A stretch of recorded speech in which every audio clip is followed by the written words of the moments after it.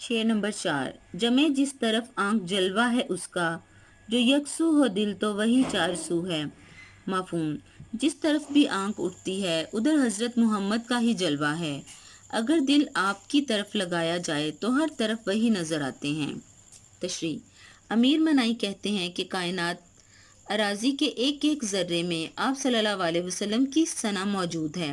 جس طرف بھی آنکھ اٹھائیں آپ کا جلوہ ہی نظر آتا ہے۔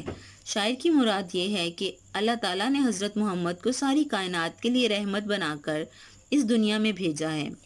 آپ صلی اللہ علیہ وسلم کی رحمت دونوں عالم کے لیے ہے، اس لیے ہر طرف آپ کی رحمت ہی نظر آتی ہے۔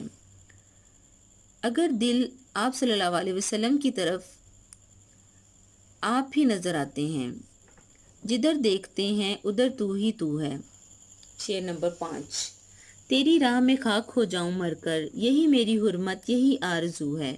مفہوم: میں آپ کی راہ میں فنا ہو جاؤں، اسی میں میری عزت اور بقا ہے۔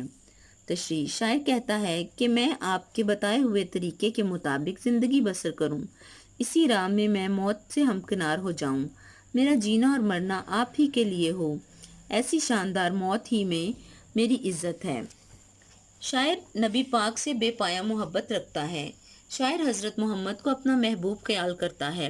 اس کا کہنا ہے کہ میں صرف آپ کی بتائی ہوئی تعلیمات کے مطابق زندگی بسر کروں، اور جب میرا وقت ختم ہو جائے تو اس وقت بھی میرے دھیان میں صرف آپ کی ذات اقدس ہی ہو۔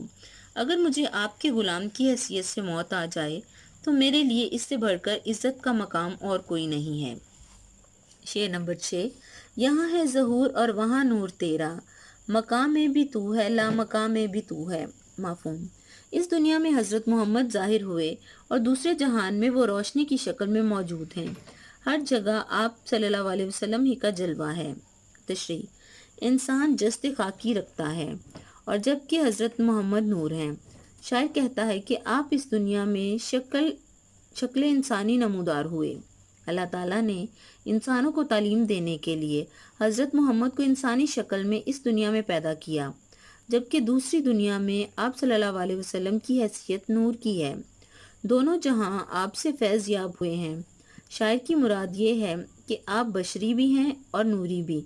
اس دنیا میں آپ صلی اللہ علیہ وسلم اپنی بشری حیثیت سے آئے اور آخرت کی زندگی میں آپ صلی اللہ علیہ وسلم کی حیثیت نوری ہوگی۔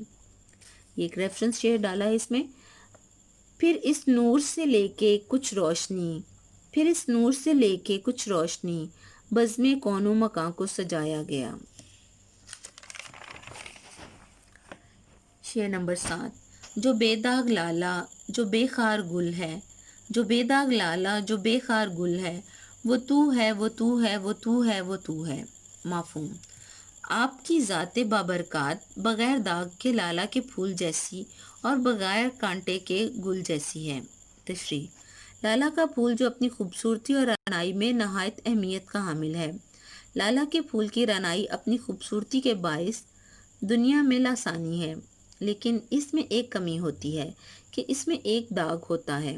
اس طرح دوسرے پھول جو خوبصورتی میں کمال درجہ رکھتے ہیں لیکن ان کے ساتھ کانٹے ہوتے ہیں جو ہاتھ کو زخمی کر دیتے ہیں۔ شاعر نے آپ صلی اللہ علیہ وسلم کو لالے سے بڑھ کر خوبصورت کہا ہے، کیونکہ آپ کی ذات ایک مکمل ذات ہے، اس میں کوئی داغ کوئی عیب نہیں ہے۔ اس طرح پھولوں کے ساتھ کانٹے بھی ہوتے ہیں، لیکن آپ ایسے پھول کی مانند ہیں جن کے ساتھ کوئی کانٹا نہیں ہے۔ آپ کی ذات رحمت ہی رحمت ہے۔ آپ صلی اللہ علیہ وسلم رحمت کی عملی تصویر ہیں۔ انسان کامل ہونے کا شرف صرف حضرت محمد کو ہی حاصل ہے۔ پیارے بچوں، یہ آپ کے جو فرسٹ ٹرم کا سلیبس تھا نعت، اس سلیبس کی آخری جو آپ کی نظم ہے۔